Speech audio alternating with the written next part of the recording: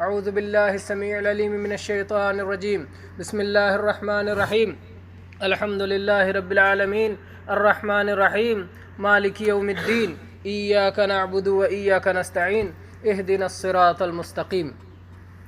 میرے بھائیوں، سورہ فاتحہ کے تعلق سے کئی ہفتے سے جمعہ میں گفتگو ہو رہی ہے۔ الحمد للہ رب العالمین، ہر قسم کی تعریفیں اللہ ہی کے لیے ہیں جو سارے جہان کا پروردگار ہے، پالنہار ہے۔ تو اللہ کی تعریف اس لیے کہ وہ ہمارا پالنہار ہے۔ الرحمن الرحیم، اللہ کی تعریف اس لیے کہ وہ رحمتوں والا ہے اور ہمیشہ رحمتوں والا ہے، بہت بڑا مہربان ہے۔ مالک یوم الدین، اللہ کی تعریف اس لیے کہ وہ بدلے کے دن کا مالک ہے۔ مالک یوم الدین، بدلے کے دن کا مالک۔ اور اسی طرح سے اس کی ایک قرات ہے ملک یوم الدین، یعنی بدلے کے دن کا بادشاہ۔ اور دونوں مسئلے میں اللہ تبارک و تعالیٰ لائق تعریف ہے، مالک ہونے پر بھی اور ملک ہونے پر بھی۔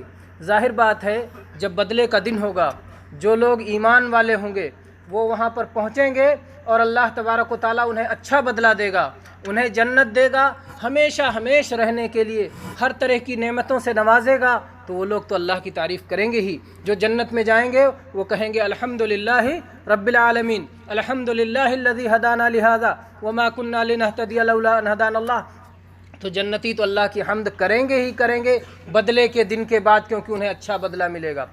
وہ لوگ بھی اللہ کی حمد کریں گے جن کو برا بدلہ ملے گا، اس لیے کہ یہ عدل کا تقاضا ہے کہ اچھے اور برے کو برابر نہ کر دیا جائے، اچھوں کو ان کا انعام دیا جائے اور بروں کو سزا دی جائے، یہ عدل کا تقاضا ہے۔ تو اس پر بھی اللہ تبارک و تعالیٰ لائق حمد ہے کہ اللہ کے یہاں بے انصافی نہیں ہے۔ اللہ تعالیٰ نے قرآن پاک میں کئی جگہوں پر فرمایا، کیا وہ سمجھتے ہیں ام حسب الذین اجترحوا السیئات ان نجعلہم کالذین آمنوا وعملوا الصالحات، جن لوگوں نے برائیاں کر رکھی ہیں کیا وہ سمجھتے ہیں کہ ہم ان کو ایمان والوں کی طرح اور نیک عمل کرنے والوں کی طرح بنا دیں گے؟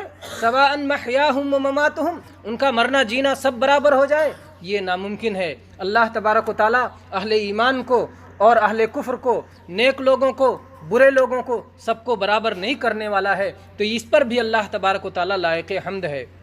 مالک یوم الدین، اللہ تعالیٰ بدلے کے دن کا مالک ہے۔ اللہ تبارک و تعالیٰ نے قرآن مجید کی ایک آیت میں ارشاد فرمایا، وما ادراک ما یوم الدین ثم ما ادراک ما یوم الدین یوم لا تملک نفس لنفس شیئا والامر یومئذ للہ۔ بدلے کا دن کیا ہے؟ تم کیا جانو کہ بدلے کا دن کیا ہے؟ اس دن کوئی کسی جان کا کچھ بھی مالک نہیں ہوگا اور سارا حکم اللہ کے ہاتھ میں ہوگا۔ دنیا میں تو آدمی کسی کے بارے میں کچھ نہ کچھ اللہ تعالیٰ نے دیا ہے، کوئی کسی چیز کا مالک ہے، کوئی کسی چیز کا مالک ہے۔ قیامت کا دن ہوگا، اللہ تعالیٰ تو ہمیشہ کا مالک ہے، لیکن صرف بدلے کے دن کا مالک کیوں کہا گیا؟ یہ بتانے کے لیے کہ اس دن اللہ تبارک و تعالیٰ کا مالک ہونا ایسے ظاہر ہوگا کہ جس میں کسی قسم کا شک و شبہ نہیں ہوگا، اور دوسرے لوگوں کا مالک ہونا بالکل ختم ہو جائے گا۔ اللہ تبارک و تعالیٰ کہے گا لمن الملک اليوم، آج کس کی بادشاہت ہے، آج کس کی ملکیت ہے، آج کون مالک ہے؟ این الجبارون این المتکبرون، گھمنڈ کرنے والے کہاں ہیں، ظلم و زیادتی کرنے والے کہاں ہیں، فرعونیت کا نعرہ لگانے والے کہاں ہیں؟ کہاں ہیں؟ للہ الواحد القہار، آج سلطنت اور ملکیت صرف ایک اللہ کے ہاتھ میں ہے، جو نہایت زبردست اور نہایت قدرت والا ہے۔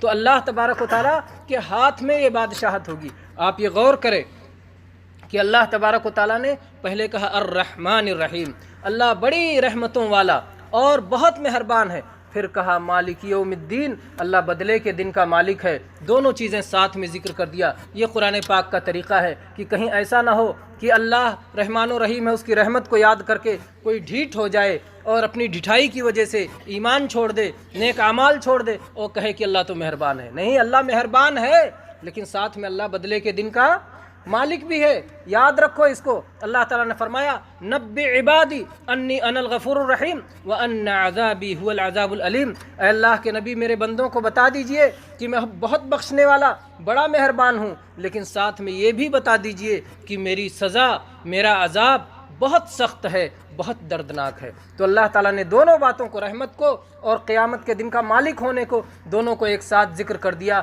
تاکہ توازن رہے، برابر رہے، کیونکہ خوف رکھنا، ڈر رکھنا اور امید رکھنا، یہ ایمان کے دو بازو ہیں۔ اگر آدمی کوئی امید ختم ہو جائے اور مایوس ہو جائے گا تو وہ ایمان پہ قائم نہیں رہ سکے گا، کیونکہ مایوسی کفر ہے۔ آدمی کہے گا اب تو جہنم میں ہی جانا ہے، جو کر لو کر لو، نہیں، یہ کفر ہے۔ نہیں، جنت میں تم آخر کب، جب توبہ کرو، جب اللہ کی طرف آؤ، جنت کا دروازہ تمہارے لیے کھلا ہوا ہے، یہ امید ہونا چاہیے۔ اور یہ ڈھٹائی نہیں ہونا چاہیے کہ اللہ تو مہربان ہے، کچھ بھی کرو معاف کر دے گا۔ نہیں، اللہ تعالیٰ کچھ بھی کرو نہیں معاف کرے گا۔